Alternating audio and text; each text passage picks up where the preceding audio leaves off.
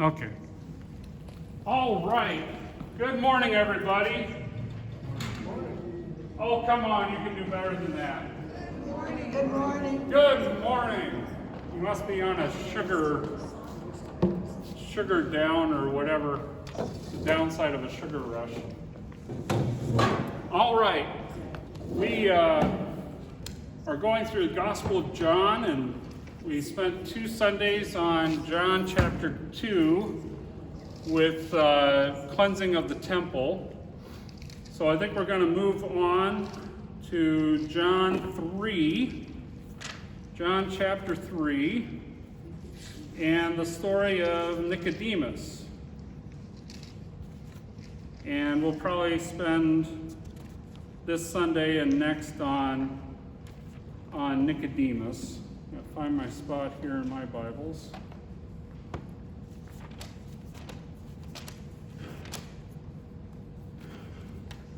So, what can you tell me about the story of Nicodemus? We'll read it in just a minute, but just want to get your general knowledge. What do you know about Nicodemus? He was a Pharisee. Nicodemus was a Pharisee, yeah. He came at night. Short? No, that was Zacchaeus. Zacchaeus was a wee little man. A wee little man was he. Had a tendency to climb sycamore fig trees. But no, Nicodemus, we're not told his physical stature. He may have been quite tall, at least for first century person, but we're not told that he's tall or short, thin or wide. Yes, Barb. He came to Jesus at night, so there's an indication that he had heard Jesus' teaching, but because he was a Pharisee, he didn't dare approach Jesus in public. And There is some debate about the meaning of him coming to Jesus at night. Very significant that he comes to Jesus at night, but the good Lutheran question: what does this mean?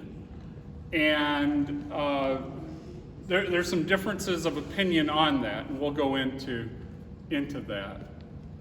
What else can you tell me that you know about Nicodemus? Rita. He knew that Jesus came from God. Okay, he knew that Jesus was a man sent from God. Okay, and that echoes the prologue where it talks about John the Baptist. There was a man who was sent from God. His name was John. So now this is echoed with what Nicodemus says about Jesus. It's also, I believe, we hear this echoed again on the lips of the man born blind, where he's being interrogated by the Pharisees, the synagogue officials. So you have that kind of repetition. By the way, we were talking earlier a little bit about repetition. And as moderns, or postmoderns, whichever we are, there's been a devaluing of repetition, unfortunately. It's somewhat sort of stereotypical. The child sitting in school being bored out of his gourd. 1 + 1 is 2. 2 + 2 is 4. 4 + 4 is 8. And just tedious. Well, it can become tedious. However, repetition has great value if it's done properly, and is really one of the bedrocks of education. And in ancient Greek rhetoric, memory is one of the 5 pillars of rhetoric. So it's very important. And as Christians, the rubber really hits the road when what begins to fail? Memory. Your memory.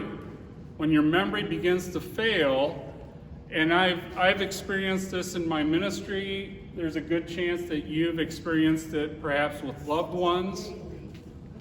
Daily. You experienced it. Well, you know, it's more of those. But the 23rd Psalm, the Lord's Prayer, these things are etched on people's hearts and in their memories, and a person may have no idea where they are currently at, but they can join you in the Lord's Prayer. You get that clarity. Now, some people do get beyond the point where they just don't communicate anymore, but there again, the soul and the mind are not the same. You can be clinically brain dead, doesn't mean that you're soul dead. There's a difference. But yeah, very familiar hymns, that many of which you probably know by heart, or you know very much of it by heart. Music aids the memory. And even if it's not music itself, language that is poetic, that is lyrical, aids memory. And the Gospels and the epistles, I would say, in a different way, the Bible was written for the ear, to be heard more so than read, because a good number of people were not literate. And so they heard the word, and then also up until probably the last 150 years or so, most people, when they read, they didn't read silently to themselves. You read out loud. And I keep trying to get myself to do that, and I haven't, but there's great value because you're exercising your mouth and your ear. What does Paul say? Faith comes by hearing, and hearing by the word of Christ, right? Here you have the importance of preaching, the preached word. And that's very well worth recovering, the oral nature. But language, or things that are written for the ear, have certain characteristics, certain features that you don't find in things that are written for the eyes alone. And one of those things is repetition. Yeah. I was looking through this because you were asking what you knew about Nicodemus. Yeah. I was going to say that he was very rich and he went away because Jesus said that, That's the rich young ruler. that's the rich young Yeah. ruler. I had Gotten him mixed up, yeah. Got them mixed up. Yeah. And he was also, we're not told how tall he was. Or whether he had a penchant for climbing trees. Jan and then Jan. So Nicodemus didn't understand the concept of being born again. Yeah. Which is what most of the chapters of Christ explain. Right, yep. That's another feature of John's gospel, irony. There's a lot of irony in John's gospel. If anybody should have known, if anybody should have gotten it, it would have been Nicodemus. Nicodemus, as John introduces Nicodemus, in terms of literature, he sets him up. Was that being talked about before Christ? That's a good question. Were rabbis teaching about born again? I kind of get the impression nobody heard about that. That is a very good question, to which I do and do not know an answer. it had been talking about because it's in the Old Testament. There's talks about a new heart. I'll pour out my spirit upon all flesh. And there's, but some of this is the benefit of hindsight. It's like, oh, we didn't get it before, but oh, now it's clear. Whether, The words born again. pardon? I don't think they use the words born again. Yeah, not that I can recall, but I mean, there's more than one way of talking about a subject. The implication of God pouring out his spirit. Who's the spirit? He's the Lord and giver of life. He gives that renewal of creation. And God talks in Isaiah, behold, I make new heavens and new earth, and other places. So part of it is understood by hindsight. Were rabbis of the time talking about it? By and large, we don't know, because there's not a whole lot of literature of what they were talking about that exists. There is some. There's the scrolls from Qumran, found in the caves of Qumran, that a lot of them date to either around the similar time or slightly before New Testament. And at least for the people that lived there, some of the things they talked about. Now, whether, I'm not familiar enough to know whether they do or not. It's like baptism. There's there was Jewish proselyte baptism. That part of becoming a Jew, if you were a Gentile to become a Jew, part of that process included a baptism with water. And washing with water and different themes associated with washing with water, were kind of widespread in the ancient world. Cleanliness is next to godliness, right? So part of coming into the presence of the divine, whether in the Old Testament or whether in pagan society, there were ablutions, washings that you did to be clean, to go into holy, sacred space.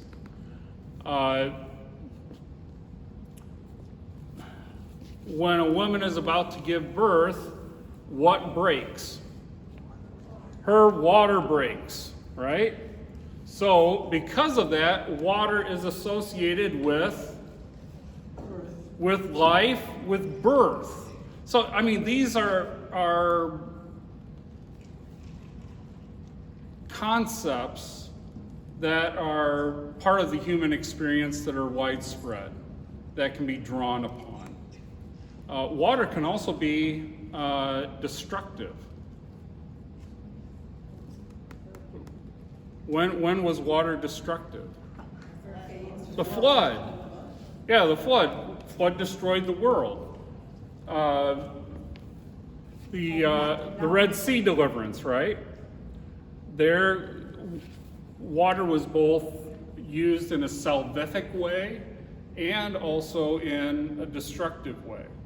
Paul refers to the Israelites passing through the Red Sea as being baptized into Moses in the cloud and in the sea. So, some of these things were, I think we can safely say, a lot of these things were being talked about. Now, some of them were being talked about afterwards. My thought is, I think Jewish proselyte baptism came after Christian baptism. I have my own reasons for that. Others say that Jewish proselyte baptism predated John's baptism and Jesus's baptismal ministry. The thing is, there's just not enough evidence to be conclusive. So, but I have a strong sense that basically the synagogues, human nature, boy, we're losing a lot of people. And those followers of Jesus, they're gaining a lot of people. They're going over there, and they have this attractive initiation rite that the people go through. So how are we going to get those people back? We're going to do what they're doing, because that's working. That's, churches fall into the same thing today, don't they? This camera's probably chopping my head off. I'm standing as close. Getting a little close, okay. Same thing happens with churches today. Oh, we're not growing, but them down the road, they're growing. Well, we should do what they're doing, and it will grow too. Well, not necessarily. Yeah.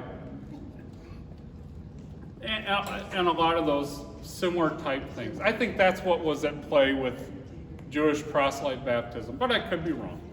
I think Jan. Yes, Jan number 2. I don't want to take us back now, because I was just going to comment about memory.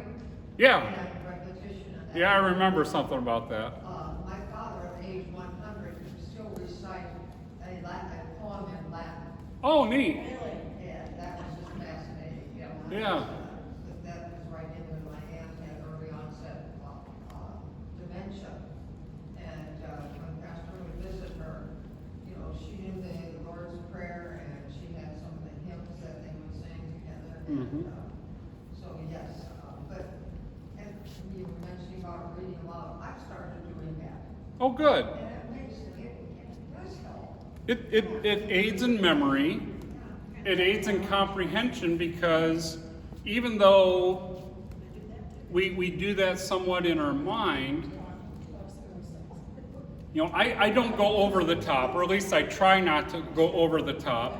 But when I read the Sunday lessons, when I'm speaking, I'm not just saying the words, I'm also interpreting, right?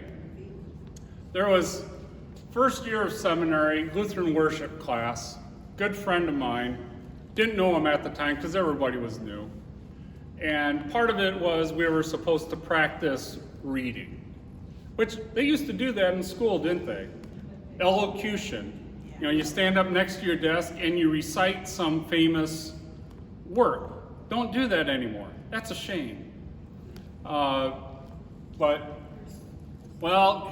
He had the reading of the Passion, the cry of dereliction, and the Jesus Psalm 22. My God, why have you forsaken me? And it's in Aramaic, and then it's translated English. And he goes, he in my opinion went a little bit over the top. He goes, Eli, Eli, lama sabachthani. And we all got a good laugh out of that at his expense. But when I read the lessons, you've heard people when they read very monotone. Or there's always why is it a girl? I don't know why. It's usually a girl in school who speed reads. And there's absolutely zero expression. And the words are just flying out of her mouth really fast. I had one young lady in Spanish class when I was in high school. Actually, this is English class. Well, there was Spanish. She was in English and Spanish. But we had to recite Chaucer's, one of his Canterbury Tales, a section of it. And I remember it to this day, most of it. Wander upro with the sure sota, the druta marcha persa to the rota, and bather every vein, and switch the core of which mature engendered is the floor. Von Sephiroth eke with a swate breath, and spirit heart, and every holt and hate the tender crappies. It just flows, even though you have no idea what I was saying. And for the most part, I don't know what I said, but I had to memorize it. This young lady, wan that April with the shori sote di druti marchi persitu the rote and bathered it. It was like fingernails on a whiteboard. Well, it's not quite the same with the whiteboard, is it? You need a blackboard for that. But I tried to read with expression. And reading out loud, I think you're more inclined to whatever you're reading to read with that kind of expression. That's why audiobooks are so popular, because you get often the different voices for the different characters. You get the expression, and that's why email. That's why they came out with emojis, the little faces and all that kind of stuff, because emails could be misinterpreted. You read a sentence, are they being sarcastic? Are they being sincere? Are they mad? Whatever. Are they telling the truth? And so they came up with the emojis. I'm just waiting for them to come out with the Emoji Bible translation. They have one in Klingon from Star Trek, the Klingon Bible. Anyway, there's actually I'm way off on the board here. At seminary, they have all kinds of Bibles. One of them is a Scottish Bible, with a Scottish, talking about Mary. And the wee little lass, she was up with the child, and Anyway, there's also the Jive Bible, which is interesting. That was from the 60s or 70s. I have a question. Yes. So, You're not Jan, but I'll call you Jan. all right, so way back when, if those people that were baptized, does that mean they don't go to heaven then? People that were before, that never got baptized, what happens to them? Okay. We are saved by grace through faith. Baptism is a means of God's grace. It's not the only means of grace. And prior to John the Baptist and then Jesus, there was not what we know as Christian baptism. The precursor to Christian baptism is circumcision, and sort of the sacrament of the Old Testament. And it served as a visible sign. You want to talk about a visible sign? Of all the things, you remember that, Bill Cosby's reputation is in the trash, but I don't know if you ever saw that bit that he did about Noah. Yeah. I can just see God telling Abraham to circumcise himself and his son, and Abraham going, "You sure about this? Can't I, do something else?" Okay, kind of an odd thing. But it was a mark of ownership. Sort of like a brand. You brand cattle. Well, it was irreversible, although actually there were first century Jews that became Hellenized, Greekized, and they sought to reverse their circumcision, because otherwise when they went to the public baths, they stood out like a sore thumb. And so they would try to hide the fact that they were circumcised, or tried to reverse it. But anyway, boy, we're way off topic. I need more coffee. Yes, Jan, number 2. Well, I just had to throw this out. What about the women? What about the women? Well, thankfully, Jews never practiced female circumcision, or as it's called today, female genital mutilation, which is quite different than male circumcision. and more damaging, put it that way.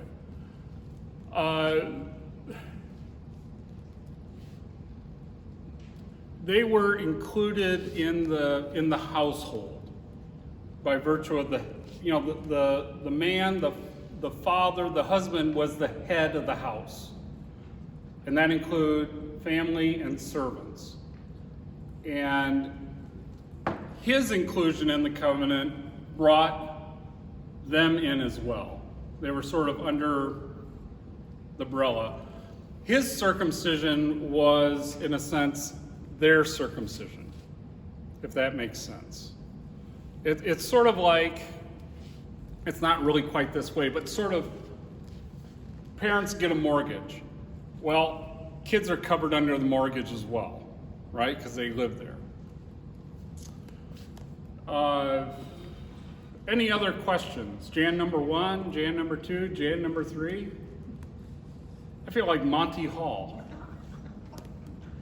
Well, I was going to say, since Jewish circumcision really, in some ways, left out females or put them at a much lower level, well, you could look at it that way. It could be looked at that way, but that wasn't the case. But, Okay, yeah. and, some people are saying that Christianity downplayed women because they didn't have a role in running the church and everything.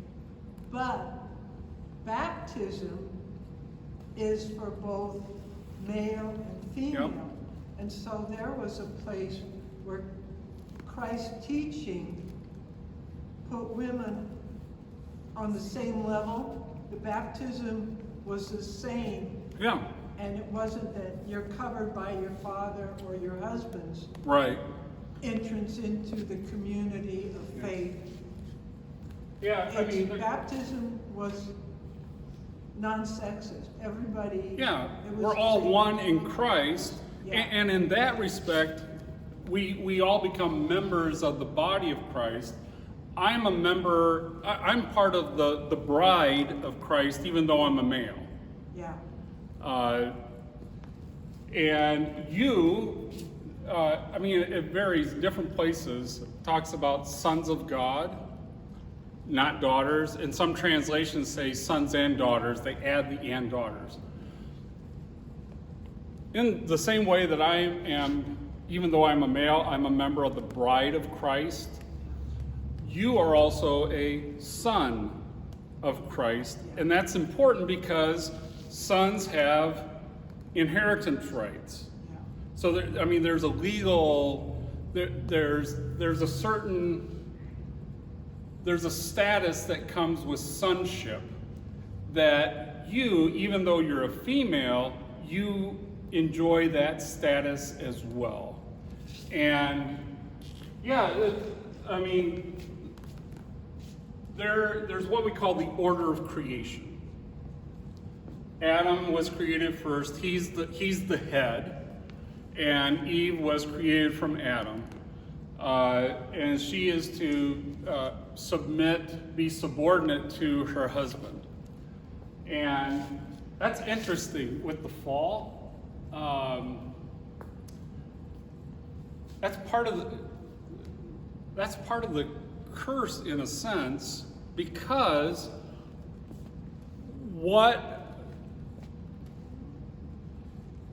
for a marriage to work,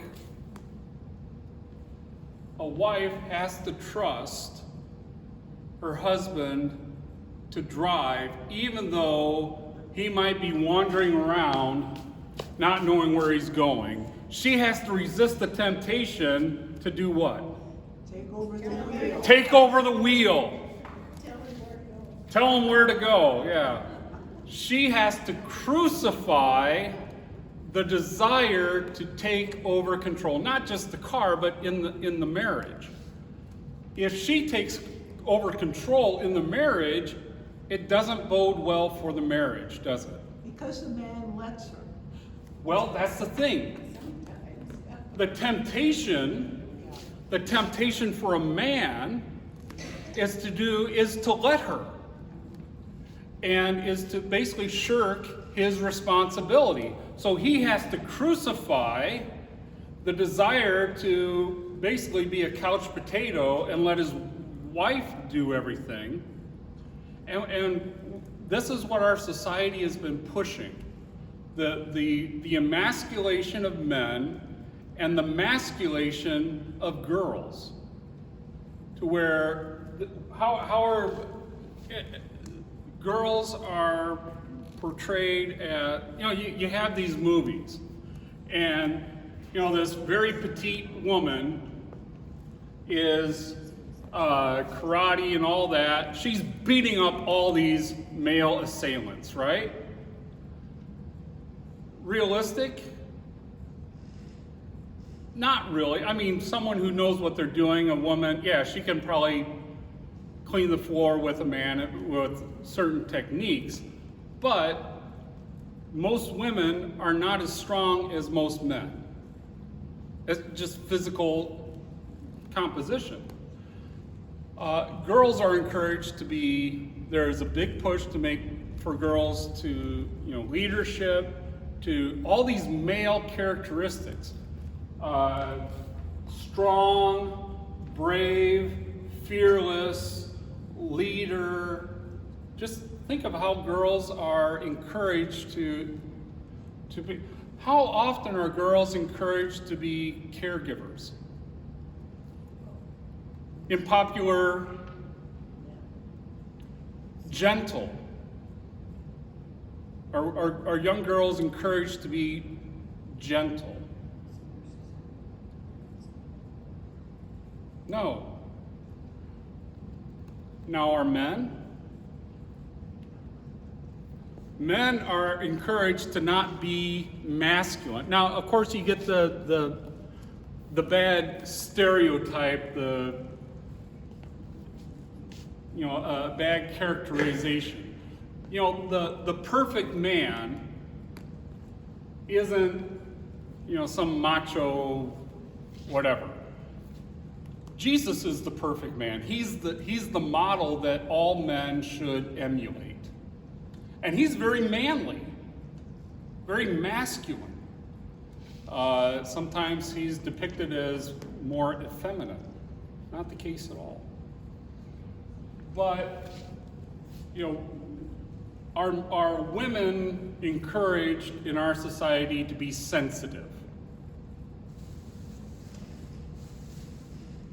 Are men? Yeah. Men are, now there's some truth to this, but men are encouraged to be women, to be woman-like. Are men encouraged? I remember watching a show, I don't know if it was Carol Burnett or something, but a skit with the lady who played Edith Bunker. Remember her? Jean Stapleton. And in this bit, and there, Archie Bunker, he was portrayed as basically a negative character of masculinity. She was portrayed as a negative character of femininity. She was so passive, and it was in order to basically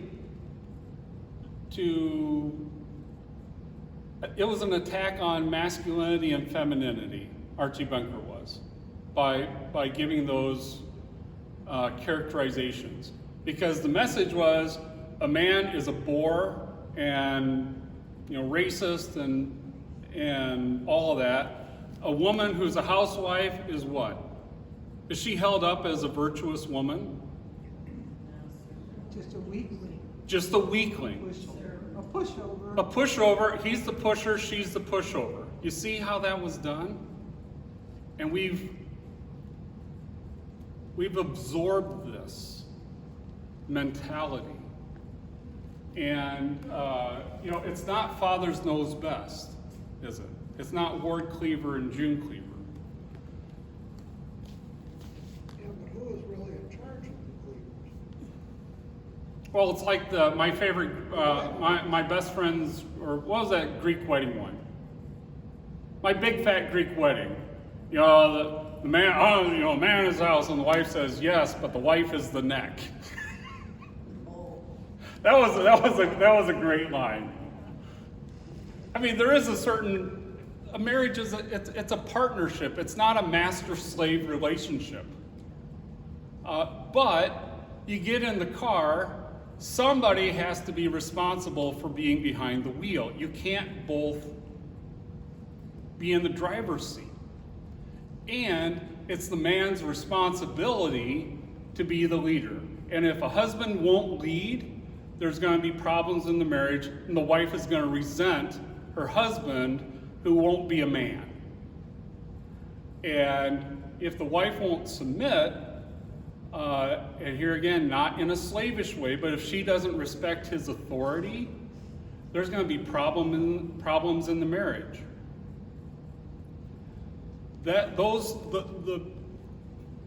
Okay, in the church, this is bled into the church. Who carries the most weight for getting stuff done at church? The women do, right? Yeah, the ministry, the caring part and. Well, the caring part, but Yeah. getting stuff done. Yeah, Who do the most volunteering? The women. Who do the most organizing? Women. Who do the teaching in terms of Sunday school? Women. You know who really should be the Sunday school teachers? The men. And historically that's been the case. The schoolmaster was a male. Now he may have female teachers who taught for him, but it reinforces the headship, masculine headship. I encouraged a couple of years ago for team teaching to basically get the men of the congregation off their duffs and take an active role in teaching. Now we look at Sunday school as that's women's work, right? A better model, I think, is for the Sunday school to be taught by a man and a woman. It'd be great if it was husband and wife, but where you have a teacher, both a male teacher and a female teacher in a classroom. Men, by and large,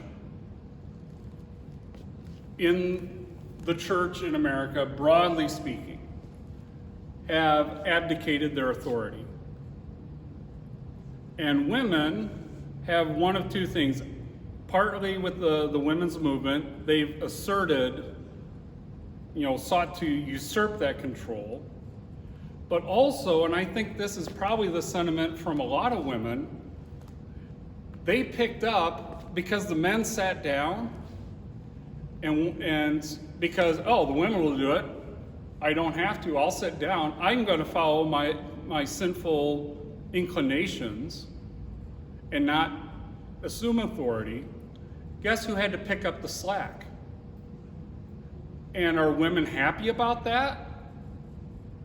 I venture to guess a lot of women resent that. I think they're told they should be happy Well, they're told they should be happy, and after all, you're serving the Lord, so you better be happy, right? though. And in the defense of men, who's teaching our young men what their responsibility is?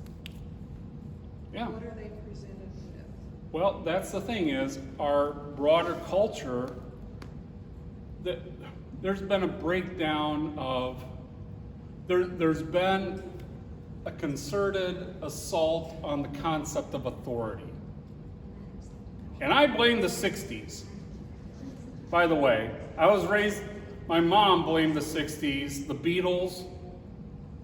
I blame the 60s. What was the big thing about the 60s? Rebelling against what? Authority. Rebelling against authority, and we're still suffering from that, aren't we? Rebelling against authority. And where does authority come from? It comes from God. So if you're rebelling against authority, who are you rebelling against? You're rebelling against God. And now we're reaping a lot of what we have sown in terms of, there's a very much a great lack of respect for authority. And don't really want to get into this whole debate, but, the toppling of statues. Statues are symbols. And arguably, some statues never should have gone up in the first place. But they are symbolic, it's a symbolic of displacing authority and authority figures. Now, is anybody's life made better because you knocked over a chunk of granite or bronze? No. That doesn't improve the lives of people one bit. But it is a symbolic toppling of authority and symbols of authority. Well, and I think there needs to be proper teaching of what authority is, because there is misplaced authority. Yeah. There's abuse There- of authority. I learned this from a professor. Very important distinction. There's a difference between power and authority. Power is zero sum. There is just a certain amount of power. And the only way I can get, me and you, power is limited. The only way I can get more power is by doing what? Taking away from you, right? And this is getting off religion, but it's not getting off religion. But Marxist theory all has to do with power structures, and how different groups relate in terms of powers. And so you hear talk about empowerment, empowering people. Well, the only way you can empower one person is by disempowering another person, right? It's zero sum. Authority, on the other hand, is not zero sum. In fact, the more authority that you give away, the more authority that you have. It's called delegation. In the military, who has the most authority? Well, we'd say the general. Actually, it's the President of the United States, but we'll go with the general. The general, okay? He has a great deal of authority because under him he has all these different, he has this whole structure of people, and I don't know all the ranks. But as you move up the chain of command, your authority grows, doesn't it?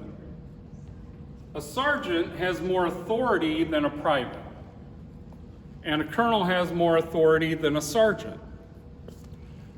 Now, this authority has to be granted to him by a promotion.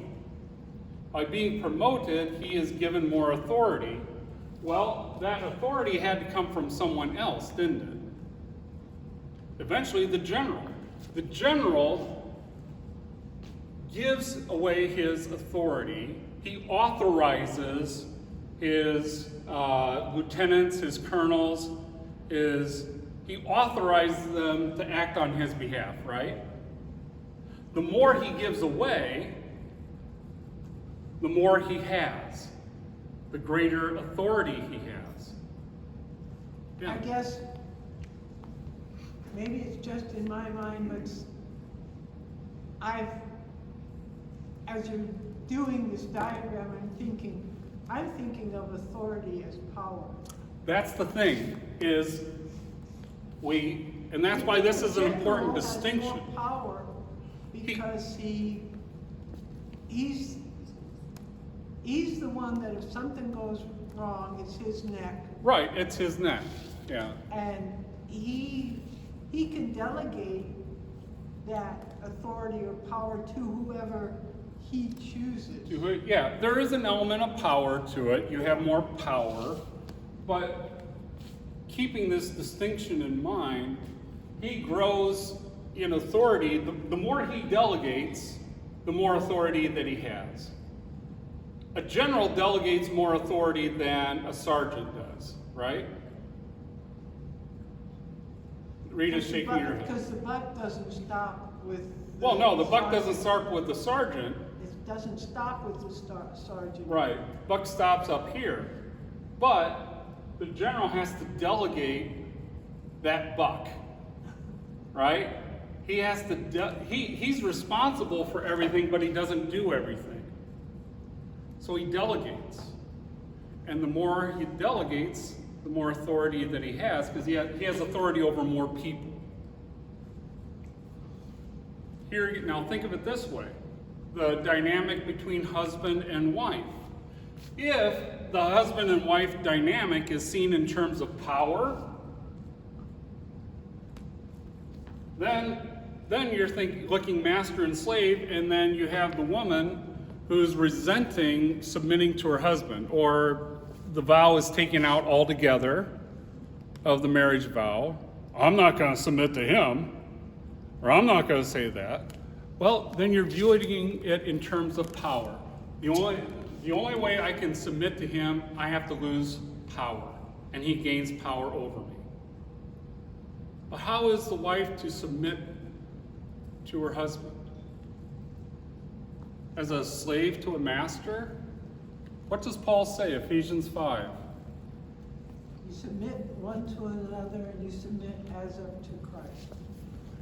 You do submit to one another, but in this other location it's, wives, submit to your husbands as unto the Lord.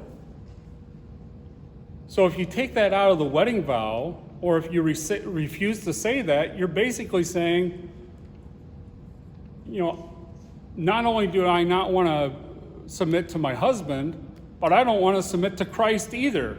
I don't want that kind of submission.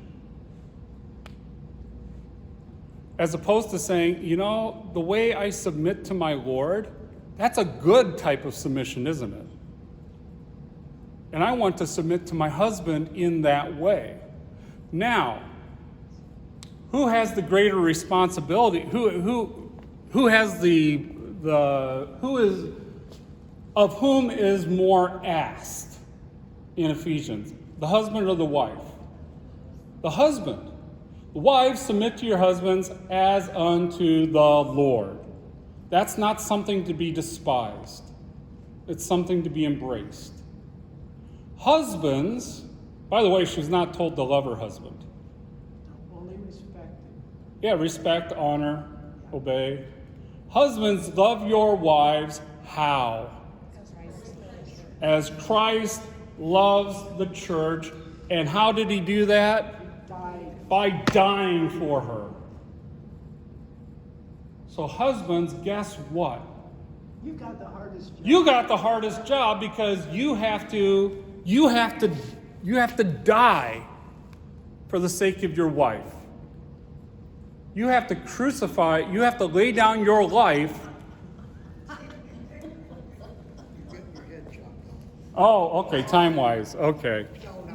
No, not time-wise, I'm getting you in trouble. What do I care about time? No, you're not, because, a good general is the one who delegates responsibility Yeah. in a correct, orderly, lawful way. Yeah, And that's no different than a husband and wife. It's a... you delegate the laundry and the dishes, right? No, I know what your laundry is up, but it's a case of when you delegate in a marriage,